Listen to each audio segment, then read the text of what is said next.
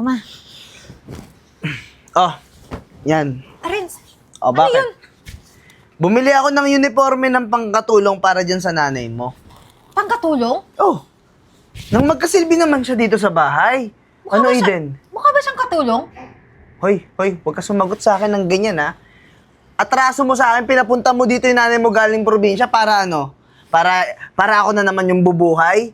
Eh, magkasilbi man lang, binilang ko na ng uniforme yung pangkatulong. Para naman presentable pagka gumagawa ng mga gawaing bahay. Teka lang, Renz. May silbi naman yung nanay ko dito. Tumutulong naman siya sa lahat ng gawaing bahay. Pero hindi mo naman kailangan gawing katulong. Mag-uniform lang katulong. Sasabi mo, Eden? O, ikaw na lang. O, ikaw na lang. Gusto mo, ikaw na lang mag-uniforme ng pangkatulong. Huwag mo akong binubuisit, ha? Ang gusto ko, sumunod kayo sa lahat ng gusto ko. Dahil kayong magnanay, mga palamunin ko lang dito sa bahay. Huwag ka na magalit. Sige na. Susuot ko na to. Pero ma, hindi ka katulong dito. Nanay kita. At nanay mo na rin si mama. Simula nung nawalan ka ng trabaho, wala ka na ring silbi sa akin. Simula nandito ka na sa puder ko at ako na lang yung nagtatrabaho, dinala mo pa tong nanay mo na galing probinsya. Para ano? Para alagaan ko rin? Para palamunin ko rin? Renz, huwag naman tayo humantong sa ganitong sitwasyon. Pwede mo naman akong kausapin ng tayo lang. Hindi yung Hindi. nandito si mama tapos binabastos mo. Hindi, maganda na nagharap-harap tayo. Para alam din ng nanay mo kung saan siya lulugar. Naiintindihan mo po? Oo. Naiintindihan ko. Respeto naman. Kaya mo na Respeto. Sana nirespeto niyo rin yung trabaho ko, ito yung pera ko. Yung pagod ko. Ha? Hindi naman kami naglalakwat siya kung tuwing may sahod ka. Yung pera mo nasa iyo lang. Ito nga naghihintay lang kami kung kailan ka magbibigay. Kailan ka magbibigay kung pwede na kaming bumili ng pang-grocery. O sige, pauwi mo ng probinsya mo yan. Ewan ko lang kung bumilis yung buhay niyan doon. Eh, Eden, wag ka nang sumagot-sagot. Ikaw, ano, may reklamo ka? Wala. Huwag na kayong mag-away. Susuotin ko O, na. magluto ka na doon.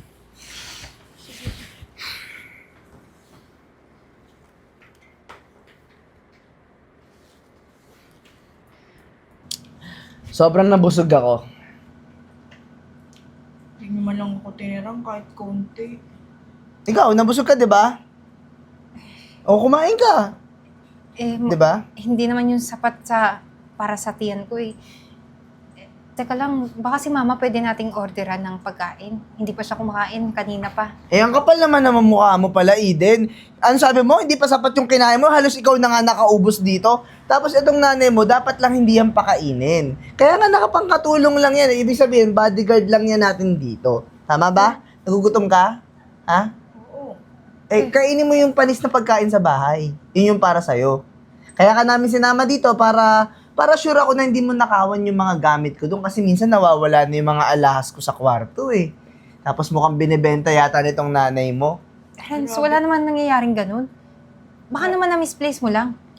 Okay na yung ginawa mo akong katulong. Huwag mo akong pagbibintangan ng bagay na hindi ko naman kayang gawin. Wow! Sumasagot ka pa ha? Ano? Tinitrigger mo ako? Ha? Tinitrigger mo Hoy, ako? tama na. Matapang ka! Teka Ano? lang nga. Ba, ang tapang mo ha? Sumasagot ka? Ha? Renz, tama na. Nakakahiya sa mga tao. Baka sakali ka mamaya matulog sa ginagawa mo. Ano, matapang ka ha? Renz, Matapang tama ka? na. Ano ba Matapang ka? nasasaktan yung nanay ko? Bakit? Dapat lang. Para tumanda siya. Tumandaan mong walang kinatandaan. Ano? Wala na kayong masabi. Wala na kayong masabi sa mga katangahan nyo sa buhay. Ganito na lang. Dahil sobrang trigger na ako, simula ngayong araw, hiwalay na tayo. Teka lang, Renz. Bakit naman? Sa ganitong rason lang? Buti nga dinala ko pa kayo dito sa restaurant. Tapos itong nanay mo na mukhang aso, nagre-reklamo pa na hindi daw siya kumakain. Ayoko na. Siguro mas maganda maghiwalay na tayo. Tapos kayo ng nanay mo, magpalaboy-laboy kayo sa daan. Kasi wag na kayong uuwi sa bahay. Renz, wag naman sa ganitong paraan. Pwede naman itong pag-usapan. Isa pa, sayang naman yung pinagsamahan natin, yung pagiging mag-asawa natin. Hirap na hirap na akong buhatin kayo sa buhay. Ako, malapit na ako ma-promote sa trabaho ko. Ibig sabihin, mas lalaki yung sahod ko, mas ma-enjoy ko na pag wala kayong dalawa. Kasi to, bahala kayo dyan, kayo magbayad yan. Uy, wala kami pang bayad Renz, yan. teka lang. Baka mapakulong kami dito. Hindi ko na problema yun. Diyan na kayo. Renz, teka lang! Uy! Paano yan? Ano ibabayad natin dyan? Lagot tayo. Hindi ko rin alam eh. Wala talaga akong pera. Ay, excuse me po, ma'am. Maniningil po sana ako sa bayad ng kinain niyo. Eh, Nakita ko po kasi si sir, umalis na eh. kaya nga eh. Pasensya na talaga ha. Wala kasi kaming dalang pera. Ni piso wala po talaga. Hala, ma'am, hindi pwede yan. Ako, abunado niyan. Baka naman po may ibang paraan. Maghuhugas na lang po kami. Pasensya na talaga eh. Wala talaga kaming pera. Miss, tama ba? Wala kayong pambayad? Wala po, mami. Magkano ba yung bill nila? Ma'am, nasa 6,000 din yun eh. Sige, ako na lang magbabayad. Wag mo na silang singilin kung wala naman talaga sila ibibigay Seryoso ka, ma'am? Oo, ako na lang. Sige, ma'am. Charge mo na lang sa akin. Okay, balik na lang po ako dito ha. Sige. Punta muna ako ng counter. Okay. Bye! Ano bang nangyari? Bakit wala kayo biglang pambayad? Nagpunta kayo dito. At umabot yung bill nyo sa 6,000. Totoo niyan yung asawa ko po yung magbabayad sana. Siya yung umorder ng umorder. Asan na po siya? Umalis eh. Nag-aaway sila eh. Pinalayas Tapos? na nga po kami. Pinilayas kami. Ako nga, hindi pa pinakain eh. Kahit isang kutsara, hindi ako pinakain. Basta umalis siya, wala kami pambayad. Grabe naman pala yung asawa mo. Tao pa ba yun? Hindi ko po alam. Ayaw niya po sa mama ko kasi probinsyano daw. Pati na rin sa akin. Pero ma'am, yung ibabayad niyo po, pagsisilbihan na lang po namin ni mama. Ano bang natapos mo?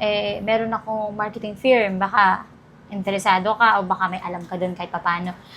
Ay, ma'am, Para doon mo na rin, yung babayad ko ngayon, at least, doon na lang natin i-deduct. tamang-tama ma'am, undergrad po ako ng marketing. May konting kaalaman din po ako. Ay, di maigi. O, tamang-tama. May kaalaman ka naman pala kahit papano. Madali na lang sa'yo yun. Konting turo na lang. Ma'am, So, orderan muna kita ng pagkain para makakain ka ng nanay.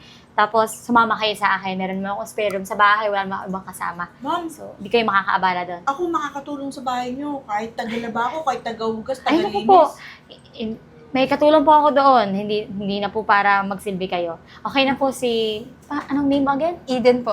Eden. Ako pala si Ariane. Ay. Nice to meet you. Kayo po? Gina po, Nanay Gina. Gina. Nice to meet you po, Nanay Gina.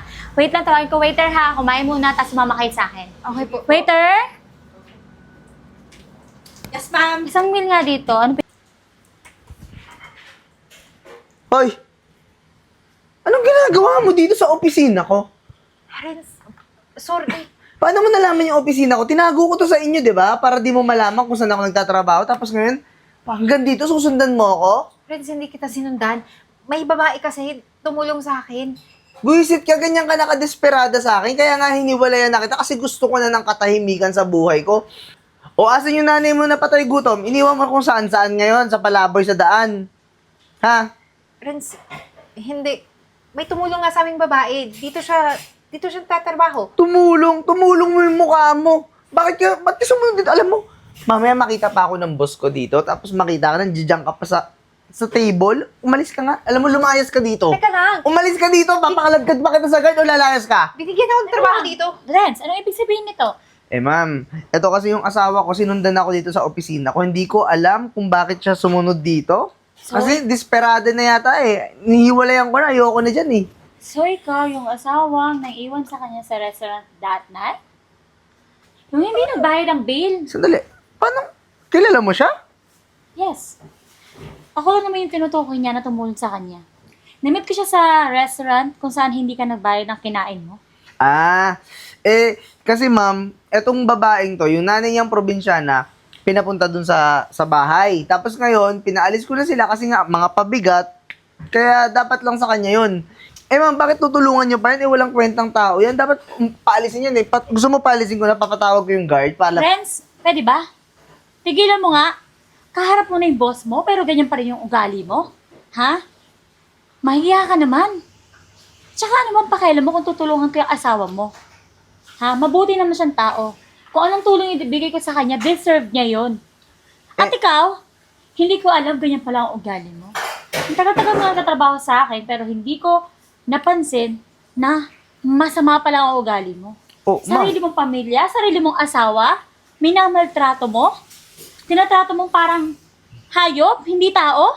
Ma'am, hindi naman talaga tao yan eh. Mas opportunista yan, tignan mo. Pagka umangat-angat na yan dito, baka magnakaw pa yan How niya eh. dare you? You're fired, Renz.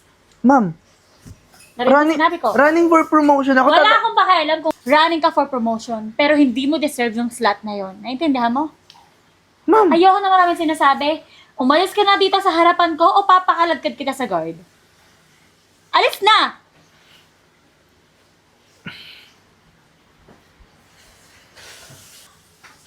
Grabe.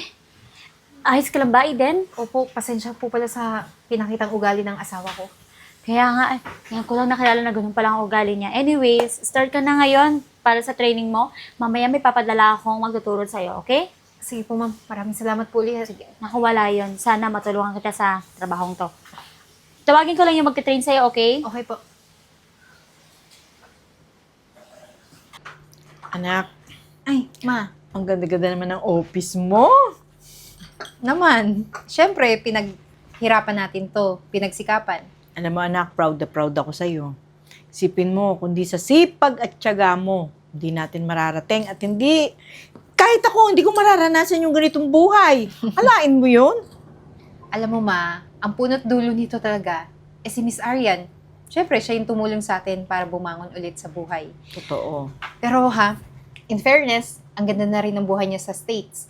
Isa pa, parang plano na rin niyang mag-asawa doon. Eh, ayun nga, medyo busy pero pag may time naman, nagme-message kami sa isa't isa. Nako, pag one time na makausap mo siya, kumusta mo naman ako sa kanya? Oo naman, ma. Eden, Teka lang. dumiretso na ako dito sa opisina mo kasi nakita ko sobrang mayaman ka na tsaka maganda na yung buhay niyo ng mama mo. Baka pwede namang yung mga pinantira niya sa akin, yung mga pinakain ko sa kanya noon, ibalik niyo sa akin ngayon. Bigyan mo ako trabaho. Teka lang, Renza. Parang wala naman kaming utang na loob sa iyo. Kasi yung pagtira namin sa iyo, kumikilos naman kami. Eh kahit na, di ba dati namang mag-asawa tayo? At saka, dapat may utang na loob pa rin kayo sa akin kasi dahil sa'yo, natanggal ako sa trabaho na dapat ako yung nandiyan sa posisyon mo ngayon. Yung itinira namin sa'yo, pinagtrabahuhan ko. Kaya wala kaming dapat na iutang na loob sa'yo. At kung nirereklamo mo na nawala ka sa posisyon dahil sa akin, hindi ko yung kasalanan. Kasalanan mo. Alam mo kung bakit? Masama kasi yung ugali mo at nakita yun ng boss mo. Sorry. Sorry na lang. Pwede ba mag-sorry? Patawarin nyo na lang ako. Nanay Gina, Eden, patawarin nyo ako. Parang, hindi ko na kasi kaya yung nangyayari sa buhay ko ngayon eh. Alam Hirap na ako. Alam mo, madaling sabihin yung sorry. Pero mahirap siya gawin. Alam mo kung bakit? Kasi walang kapatawaran yung ginawa mo sa amin. Alam mo yung panlalait, pamamaliit at pamamahiya mo sa amin. Walang kapatawaran yun. Oo, asawa kita. Pero hindi ko naramdaman yung pagmamahal mo sa akin. Sige na, ipasok nyo na lang ako kahit janitor, kahit mababang posisyon lang oh. Kailangan ko na ng trabaho. Eden, gutom na ako. Ang hirap. Lagi na lang ako nasa lansangan, no? Wala na akong matatakbuhan. Kayo na lang. Alam mo, Aiden, kung ako ang tatanungin mo, kahit sabihin mo pa na anong nangyari sa kanya, deserve niya yan. Kung maiuulit mo lang kung ano yung ugali mo nung panahong ikaw meron, tama lang na danasin mo yung buhay na yan. Oo, may mga bakante pa dito. Pero hindi ako papayag na makapasok ka pa sa buhay namin. Dito sa company namin na pinaghirapan. Ano? Hindi mo ako papapasukin, Eden. Kahit malumuhod ako dito, umiyak ako ng dugo. Wala akong pakialam. Probinsya naman kami. Ikaw naman, pulubi. Mas mahirap yun. Kaya umalis ka na.